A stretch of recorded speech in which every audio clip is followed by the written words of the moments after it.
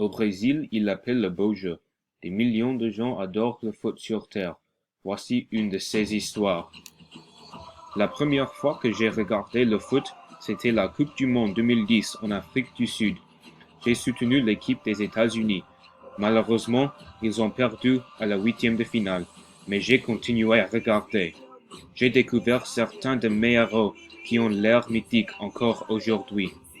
Après le tournoi, j'avais la passion pour le jeu et jouais au foot dans mon jardin et avec une équipe en amateur. Nous avons gagné un championnat. 2014 était l'année la plus importante dans mon histoire de foot.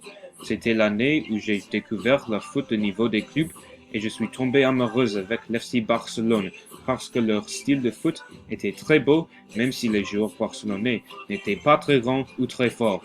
Ils m'ont appris que tout le monde peut devenir footballeur et que le foot peut devenir un art. La Coupe du Monde 2014 était la première fois que j'ai suivi le foot en tant que vrai supporter.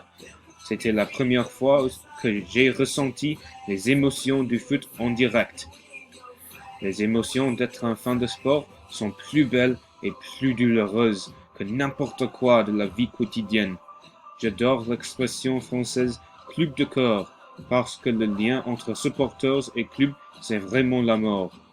Peut-être c'est le sentiment de faire partie de quelque chose de plus grand que soi-même qui rend les émotions de sport aussi fortes. Chaque club a un caractère, une identité unique. Le Barcelone a son style de foot et il est étroitement impliqué dans le mouvement catalan pour l'indépendance. De plus, il faut créer les communautés. Je me suis fait mes premiers amis à Vanderbilt parce que j'ai discuté ou joué au foot avec eux. Les gens qui n'aiment pas le sport ne peuvent pas le comprendre, mais chaque fan sait que la mort d'un supporter est une chose sans laquelle on ne peut vivre.